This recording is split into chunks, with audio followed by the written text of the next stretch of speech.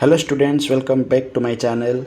So dear students, we learn about acids, base and salts. Clear? So in the last class we have studied about acids, bases, their properties, natural indicators, artificial indicators and olfactory indicators. So in this class we will learn about how acids and bases react with each other. So एक acid एक base और खुद के साथ आपस में कैसे reaction करते हैं वो हम देखेंगे. क्लियर? सो बहुत आसान है, ध्यान से सुनना. तो देखो, जब एक एसिड एक बेस के साथ रिएक्ट करता है ना, तो क्या देता है वो सॉल्ट एंड वाटर प्रोवाइड करता है. क्लियर? क्या देता है? Salt and water. सो जब एक एसिड रिएक्ट विथ बेस, जब एक एसिड एक बेस के साथ रिएक्शन करता है तो क्या देता है? Salt and water. तो सॉल्ट देगा और उसके साथ साथ पानी भी निकल के आएगा. क्लियर? देन यही रिएक्शन, ये जो acid plus base gives rise to salt and water, यही रिएक्शन को हम क्या बोलते हैं? Neutralisation reaction. तो देखो ये चीज़ क्या है, मैं अभी समझा देता हूँ एक बार. तो देखो, अगर कहीं पे कोई एसिड्स, ठीक है, अगर कहीं पे कोई एसिड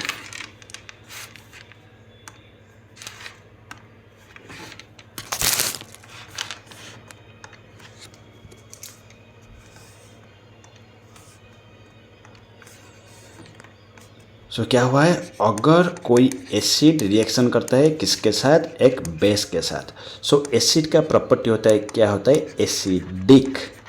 और बेस का प्रॉपर्टी होता है बेसिक इन नेचर. क्लियर? अगर एसिड बेस के साथ रिएक्शन करेगा तो क्या होगा? एसिड उसका प्रॉपर्टी खोता जाएगा, बेस भी उसका प्रॉपर्टी खोता जाएगा. ठीक है, मतलब acid loses it's property and also base loses it's property. दोनों अपना खुद का प्रॉपर्टी को लूज करेंगे और क्या देंगे?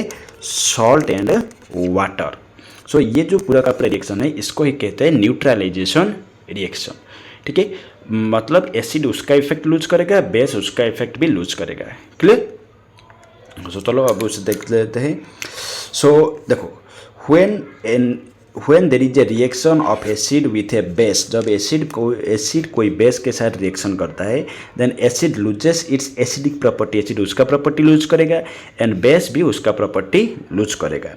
देन तो न्यूट्रलाइज हो गया ना. न्यूट्रलाइज का मतलब ना एसिडिक ना बेस. क्लियर? न्यूट्रलाइज का मतलब क्या है? ना एसिडिक ना बेसिक. क्लियर? सो अभी एसिड का प्रॉपर्टी नहीं रहा और बेस का भी प्रॉपर्टी नहीं रहा, तो वो क्या होगा? न्यूट्रल सॉल्यूशन हो गया. So this reaction is called as neutralisation reaction. एक एग्जांपल भी है, एक HCl, this is called as hydrochloric acid, and NaOH, this is called as sodium hydroxide. So ये एक एसिड है, ये एक एसिड है एंड ये एक बेस है. जब एसिड एंड बेस रिएक्शन करता है तो ये देखो सोडियम क्लोराइड है, NaCl, this is a salt, उसके साथ पानी भी निकल आया, water. Clear?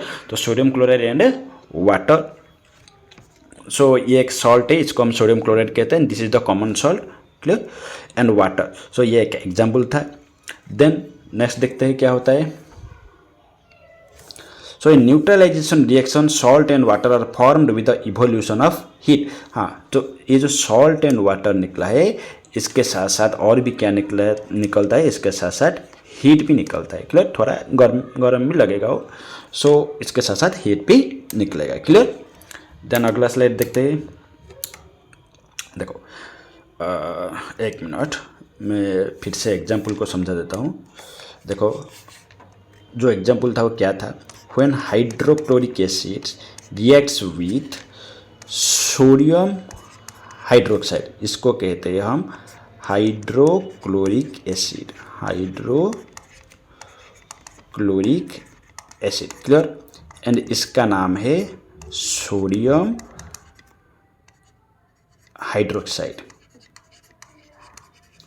Clear? Hydrochloric acid जब सोडियम हाइड्रोक्साइड के साथ रिएक्शन करता है तो वो क्या देता है? देखो, वो देगा सॉल्ट. सॉल्ट का मतलब NaCl, इसका मतलब है सोडियम क्लोराइड. सोडियम क्लोराइड, फिर उसके साथ साथ वाटर भी लिबरेट होगा. सो यही रिएक्शन है. सो क्या देगा? Salt and water. क्लियर?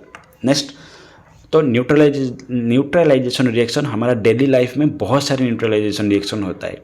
एक एक करके हम अब पढ़ेंगे। क्लियर कि न्यूट्रलाइजेशन रिएक्शन हमको डेली लाइफ में, हमारा डे टू डे लाइफ में हमको कैसे हेल्पफुल होता है। देखो पहला है इनडाइजेशन। इनडाइजेशन, सबको इनडाइजेशन हुआ होगा। क्लियर, कभी कुछ ज़्यादा खा लिया और इनडाइजेशन हो गया, आप बोलते हैं कि आज मैंने ज़्यादा खा लिया, पेट में इनडाइजेशन हो गया। सो घबराने की कोई बात नहीं है। देखो इनडाइजेशन में कैसे होता है। सो इनडाइजेशन का बहुत सारा रीज़न होता है, ठीक है, बहुत सारा रीज़न है इनडाइजेशन का, सिर्फ एक ही रीज़न नहीं है, बहुत सारा। हैवी खा लिया, कुछ गलत चीज़ खा लिया भी इनडाइजेशन हो जाता है, हैवी खाने से हो जाता है। और भी एक बात है, if excess stomach acid causes indigestion. हमारा स्टोमक में भी एक एसिड है और उसका नाम है हाइड्रोक्लोरिक एसिड। ये वाला एसिड हमारा स्टोमक में है जो कि हमें हेल्पफुल करता है डाइजेशन करने में। और कभी कभी अगर ये एसिड एक्सेस ज़्यादा सिक्रेशन हो गया है तो ये हमारा इनडाइजेशन की कॉज भी बनता है, ठीक है। So excess stomach acid causes indigestion. So acid बढ़ गया, इनडाइजेशन हो गया। सो इससे हमको छुटकारा पाने के लिए क्या करेंगे हम। देखो एसिड है, उसका इफेक्ट को न्यूट्रलाइज व कम करने के लिए हम किसको यूज करेंगे। एसिड को कौन कमाता है, एसिडिक नेचर को कौन कमाता है, बेस। सो एसिड है, एसिड को अगर एसिड के इफेक्ट को डिक्रीज करना है तो हमको एक बेस खाना पड़ेगा। क्लियर। सो एंटासिड्स, ये मेडिसिन है।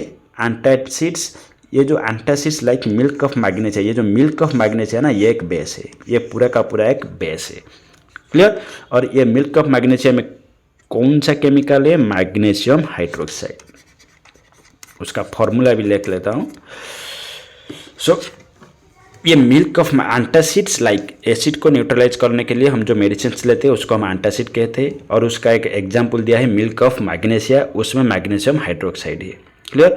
सो एसिड था, अब एक बेस गया। सो अब क्या होगा, ये एसिड, ये बेस ये इस एसिड को न्यूट्रलाइज कर देगा। क्लियर, इतना ही। और रिएक्शन भी लिख देता हूँ, HCl plus MgOH whole twice. So ये क्या देगा, ये देगा MgCl2 प्लस वाटर। ये magnesium chloride, this is the salt and this is water. Clear. तो न्यूट्रलाइज हो गया HCl और हमको आराम से, हमको थोड़ा आराम भी मिलेगा। क्लियर। नेक्स्ट, एंट बाइट। देखो आपको कोई भी चींटी काटा होगा, चींटी काटने से बहुत इरिटेशन फील होता है। क्लियर, बहुत इरिटेशन फील होता है। सो ये एंट बाइट में क्या होता है, इरिटेशन, वो इरिटेशन क्यों होता है देखो पहले। सो जब भी कोई एंट आपको, चींटी आपको काटता है, सो वो एक एसिड आपके अंदर इंजेक्ट करता है, एक एसिड। और वो एसिड का नाम क्या है, फॉर्मिक एसिड। सो ये फॉर्मिक एसिड की ही आपको इरिटेशन का कॉज है। Clear.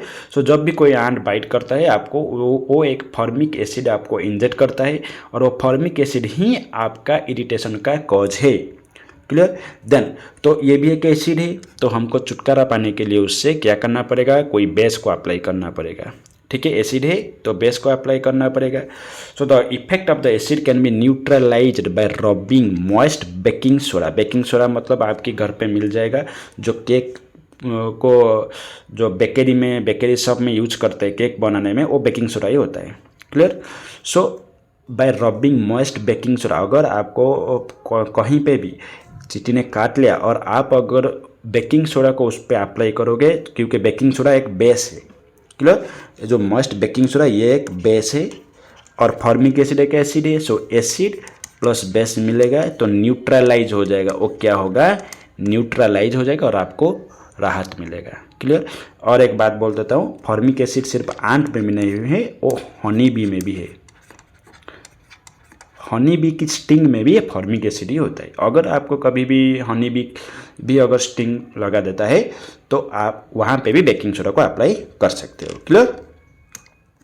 Then next condition, tooth decay. देखो आप बहुत सारे खाना खाते हो, उन खाने में से बहुत सारे खाने खाते हो। सो इसके लिए बहुत सारे बैक्टीरिया भी आपके माउथ में प्रोड्यूस होते हैं और वो बैक्टीरिया क्या करते हैं, एसिड सीक्रेट करते हैं। बैक्टीरिया क्या, एसिड सीक्रेट करते हैं और वो एसिड आपको टीथ को डैमेज भी देता है। Clear. So bacteria acid secret करते हैं, आपका टीथ को डैमेज देते हैं और उसे हम टूथ डिके कहते हैं। सो ये टूथ डिके को डिक्रीज करने के लिए आपको बोला गया होगा कि ब्रश करो, 2 बार ब्रश करो दिन में, कोई बोलेगा 3 बार ब्रश करो। क्यों, क्योंकि वो जो टूथपेस्ट है, टूथपेस्ट में अल्कालाइन, अल्कालाइन मतलब बेस है, ठीक क्लियर है। टूथपेस्ट में क्या है, बेस है। जो बैक्टीरिया जो एसिड सीक्रेट करते हैं उन एसिड को ये बेस जाके न्यूट्रलाइज करेगा, तो आपका टूथ डिके नहीं होगा। क्लियर। सो टूथ डिके में भी हमको न्यूट्रलाइजेशन रिएक्शन हेल्प करता है। Clear. Then next soil treatment. देखो सॉइल का मतलब क्या है, देखो सॉइल में भी एसिडिक और में भी बेसिक हो सकता है। क्लियर। सॉइल एसिडिक भी हो सकता है, बेसिक भी हो सकता है। सो सॉइल एसिडिक कैसे होता है, excess use of fertilisers, fertiliser हम ज़्यादा प्रोड्यूस करने के लिए फर्टिलाइजर को यूज़ करते हैं, and excess use of fertiliser में cause acidic in soil. Clear. So when the अगर सॉइल टू एसिडिक, बहुत ज़्यादा एसिडिक या बहुत सारा बेसिक भी हो गया, बहुत ज़्यादा एसिडिक हो या बेसिक हो दोनों, तो plants do not grow well, plants अच्छे से ग्रो नहीं कर पाएगा, पेड़ नहीं अच्छे से ग्रो करेंगे। ठीक है। सो अगर सॉइल एसिडिक हुआ तो हम कैसे उसको न्यूट्रलाइज करेंगे। देखो अगर सॉइल एसिडिक हुआ so we can treat with a base. अगर एसिडिक सॉइल हुआ उसको टेस्ट करना पड़ेगा आपको, उसका पीएच टेस्ट करना पड़ेगा जाके। अगर एसिडिक हुआ तो उसको बेस के साथ रिएक्शन करना, और अगर सॉइल बेसिक हुआ तो उसको एक एसिड के साथ रिएक्शन करना। क्लियर। सो एसिडिक में बेस के साथ, और कौन सा लाइक बेस, लाइक लाइमस्टोन, और लाइम मतलब जो CaO कैल्शियम ऑक्साइड। क्लियर। सो लाइमस्टोन और लाइम के साथ अगर हम यूज करेंगे तो वो क्या होगा, एसिडिक सॉइल को न्यूट्रलाइज, सॉइल का एसिडिक नेचर को हम रिएक्शन न्यूट्रलाइज कर सकते हैं। क्लियर। वैसे ही अगर सॉइल बेसिक हुआ तो उसे हम थोड़ा एसिड बनाना चाहिए। क्लियर, ताकि उसको न्यूट्रलाइज करेगा। सो उस टाइम हम कंपोस्ट का यूज़ करेंगे, कंपोस्ट, गोबर। ठीक है। गोबर का थोड़ा एसिडिक नेचर होता है। सो उस टाइम में हम इसको क्या करेंगे, कंपोस्ट का यूज़ करेंगे, और कंपोस्ट यूज़ करने से बेसिक सॉइल का ट्रीटमेंट होता है। सो याद रखना, एसिडिक सॉइल हो तो बेस के साथ ट्रीटमेंट करना पड़ेगा जो कि लाइमस्टोन और लाइम है, और बेसिक सॉइल में अगर हम कंपोस्ट डालेंगे तो वो न्यूट्रलाइज हो जाएगा। Clear. The next waste water treatment. देखो what is waste water. Factory से बहुत सारा वाटर निकलता है, और फैक्ट्री का वेस्ट बहुत एसिडिक होता है। क्लियर। जो फैक्ट्री से जो वाटर निकलता है ना, उसमें एसिडिक नेचर बहुत होता है। सो उसको भी डिस्चार्ज करने से पहले, जो नियरेस्ट रिवर हो या पॉन्ड हो, उसमें डिस्चार्ज करने से पहले उसको भी हम ट्रीटमेंट करना पड़ेगा उसके साथ। क्या, कैसे ना, एक बेस के साथ। ठीक है। सो एसिड फैक्ट्री से जो वेस्ट निकलता है उसको अगर हम प्रॉपर ट्रीटमेंट करके अगर रिवर और पॉन्ड को छोड़ेंगे तो हमारा कुछ प्रॉब्लम नहीं होगा। अगर अनट्रीट करके अगर छोड़ दिया तो क्या होगा, वो एक्वाटिक लाइफ लाइक फिश को डिस्ट्रॉय कर सकते हैं। Clear. So the factory waste can be neutralise by adding suitable base substances before releasing into the lake. Clear. So आज इतना ही। सो आज हम क्या क्या पढ़ाई किए बोल देता हूँ एक बार। देखो आज हम पहले डिस्कस किए about neutralisation reaction. Neutralisation reaction में क्या हुआ, acid plus base provides salt and water. Clear. Salt plus water देते हैं, और हमारा डे टू डे लाइफ रे हमको ये न्यूट्रलाइजेशन रिएक्शन बहुत ज़्यादा ज़रूरी है। जैसे कि इंडाइजेशन हो गया, इंडाइजेशन में हम ज़्यादा HCl सिक्रेशन, HCl मतलब एसिड, जो हमारा स्टोमक में ज़्यादा एसिड सिक्रेशन होने में हमको इंडाइजेशन होता है, और उसके लिए हमको एक बेस को लेना पड़ता है। फिर इंडाइजेशन के बाद हो गया आंट बाइट करेगा तो भी हमको बेस लेना है, और वो बेस कौन सा है, अभी मैंने थोड़ी देर पहले बोला, बेकिंग सोडा।